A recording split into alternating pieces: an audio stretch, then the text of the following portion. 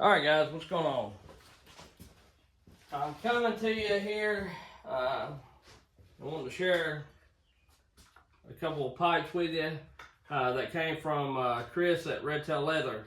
I've got a card here from him. I had one out already, but anyway, I'll show you this card. This is his info. It's also in the picture. I'm not very good at linking descriptions and all that kind of stuff. I'm kind of old school. You can Google it, or you can go here. This is his number. That's his website. And all that kind of stuff. So, anyway, I want to talk about these pipes. And I keep hitting my head on this lantern. I'm going to move it back a little. But anyway, we'll talk about these pipes and the reason why I like them over some of the other ones and all that kind of stuff. And then we're going to do quite a bit of testing with these pipes as well. I'm not wanting to talk about that, just talk about things, you know that. I want to show what they do and show how they work. But right off the rip, this pipe's for the 562 Mark II, and this is the 572 pipe. He makes these pipes for various models. The 562 Mark I, he showed me a pipe of the 592. Probably going to get that pipe. Probably going to get one for the Mark I as well as time goes on. But this is just a trial run. He sent me these two just to try out and give honest feedback. He told me he wanted honest feedback. Feel like it's dark in here.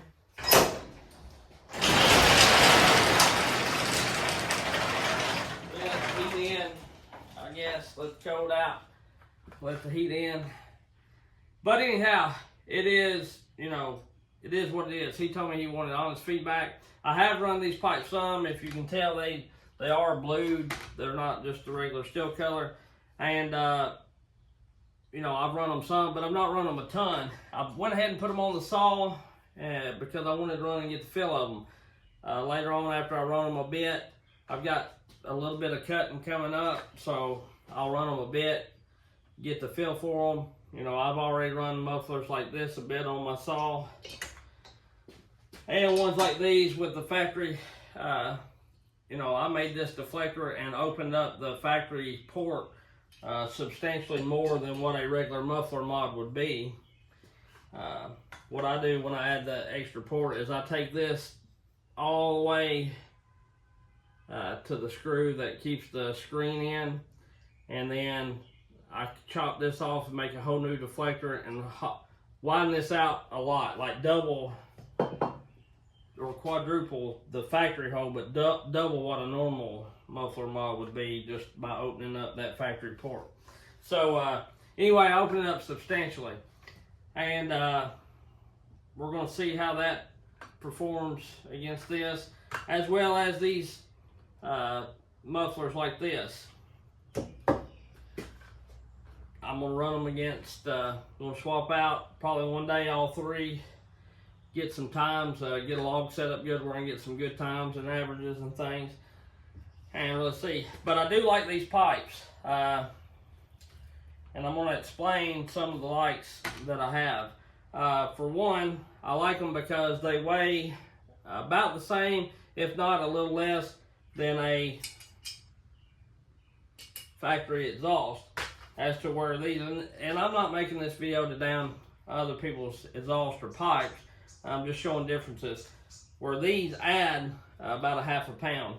They are thick built and, you know, heavy duty made. But honestly, to me, for a chainsaw pipe, it's a little bit overkill, and it adds weight. You know, I'm trying to, when I'm modding the saw, I'm trying to shave weight and add power and not decrease reliability.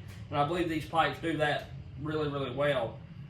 Also, I like that right off the rip that they're not $1,000 like a lot of the pipes that you see being made for certain saws, you know, like the 500i pipes and you know, various other pipes that's similar to these.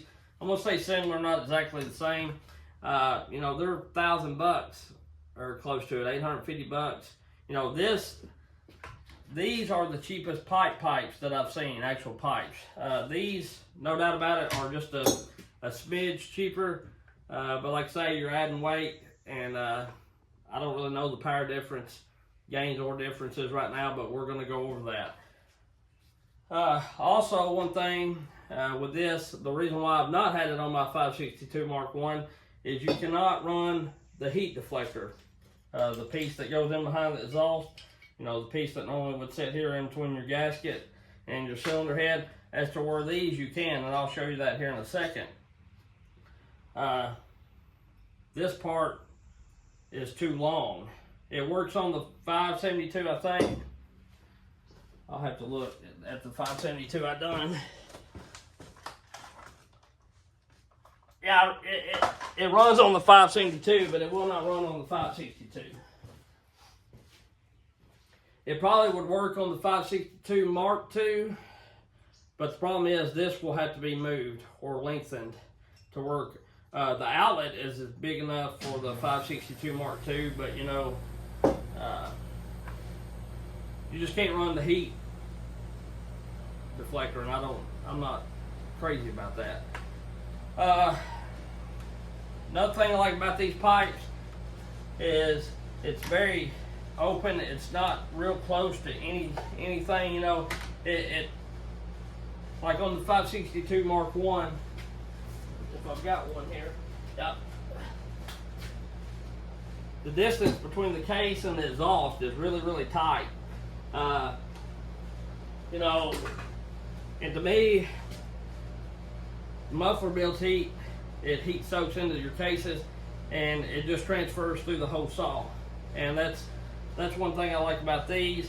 They're roomy. They're not in any spot really close to the case or anything like that.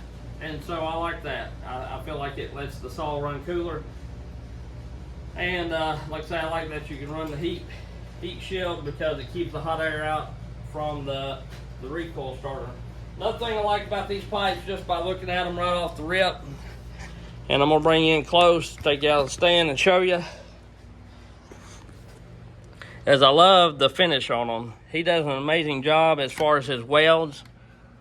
You know, they're not machine stamped out, so they take a lot of time, and they're, you know, I'm sure if somebody wanted to just sit there long enough, they could find something to gripe about, but he welds them good, and there's no slag or rough material inside these things. He takes and polishes them out, cleans them out, make sure it's all good to go. And you know, it's a really good looking unit. And I like that he has the tab to bolt down on the case there. Send you an extra bolt. The install on these is probably one of the easiest installs that I've ever done, with the exhaust being factory or aftermarket. I like this because you can see exactly what you're doing. There's no trouble getting to the bolts in any shape or form. They're very easy to put on, take off, like some pipes you get, or some pipes that I've made in the past. You know, they're hard to get on and off, aggravating, more of a pain in the butt to get on and off than they're worth. And these are not. Also like that it has a real long draw here from the exhaust port to the first bend. I'm going to say that's probably a good 4 to 5 inches. I've not measured it. Probably could, but not going to right now. I'm just going to have to take my word on it. Yeah, I'd say it's good 4 to 5 inches. And so I like that, because a lot of pipes you see, I think that helps with the pull on it a little better. But a lot of pipes you see, they come out maybe 1 inch, maybe not even that much, and then they have their first bend. And I feel like that keeps heat back closer to the cylinder head, where this, you know, eventually this whole pipe is going to turn blue like I've got it right here. But I ran this 562 a good bit, probably cut 2 stumps off with it, and then cut 15 or 20 cuts with it, and it's still not made it back to get blue at the cylinder head yet. So, you know, I feel like it performed really well in that aspect. I feel it performed really well in that aspect. So, you know, I know that they're definitely stouter than a stock muffler, you know. And one good thing about these, if you want to keep your factory muffler stock when no muffler mods are messing up, in case you have to throw it back on for any certain reason, buy one of these, and you don't have to worry about messing up your and I don't know how much the mufflers are for these saws, but I'm gonna say they're 80 or 100 bucks. These are 200 bucks shipped, especially if you contact him directly. I think he does sell on eBay as well. Of course, eBay gets their cut and the shipping and all that, but he told me if you contact him directly, it'd be 200 shipped to your door per pipe, and I think that's a really good price due to the fact that, like I say, these pipes, even just a straight pipe with a little kicker coming out, you know, it's 80 or 100 something dollars. These are 150 something, and by the time they're shipped and said and done, you're near 200 knocking on it. And then all the rest of them I've seen more expensive than that, 300, 350, all the way up to nearly $1,000 bucks. So if you're wanting to get into the pipe game and have quality work that don't look shoddy and give some cool to your saw, then I would definitely contact him. The craftsmanship's really nice, and like I say, they're reasonably priced for what they are. They're not stainless. You know, he said that he could make them stainless, but that would in turn raise the price a little bit. But to me, it doesn't matter. He sent me 2 different pipes, one cleared, one uncleared. That's why it's got a little surface rust, because even with it not being cleared, I ran them, had them in the truck Saturday. It rained about all day, and you know, that's what it got. The clear does all right. It's about like any other pipe, just like my 562 here. The best thing to do is, once you first get it, start it up, heat it up. Even though he heats them when he paints them, and like I heat this as I'm painting it or whatever. You know, start it up, let it run, get it pretty warm, shut it down, let it cool off before you ever cut any wood. You can go ahead and cut wood, but you might get a little sawdust like this tacking to the paint. Some paints do it worse than others. This one wasn't that bad. Of course, I didn't do that. I put it on, fired it right up. So anyhow, I want to fire one of these up, and I know it changed the parameters on this 562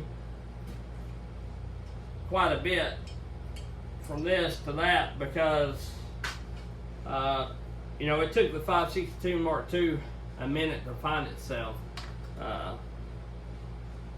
So I know it changed the parameters on it, and it did this saw as well. It took a few minutes to get it to where it was acting exactly right.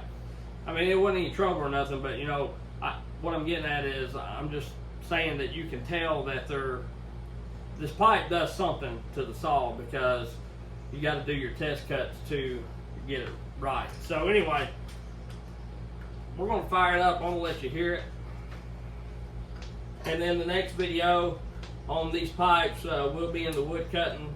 I don't know that I'll swap it out and test and all that kind of stuff exactly that day. I want to run it some and get the feeling of them, because like I say, I've run these other pipes some, and I know what the saws did before, and so I'm wanting to get the feeling of these and all that kind of stuff.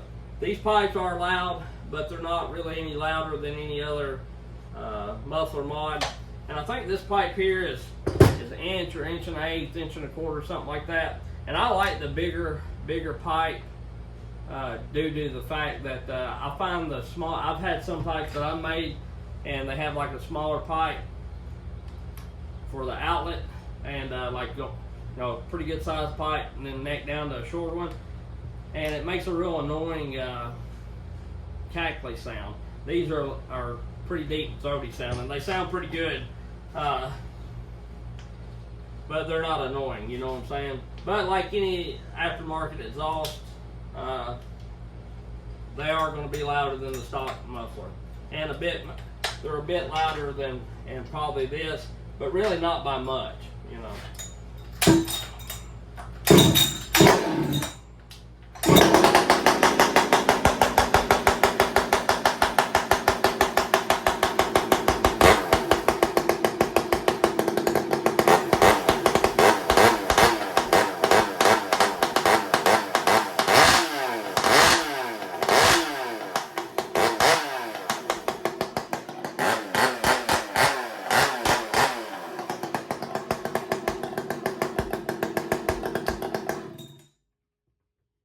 Pressure coming out.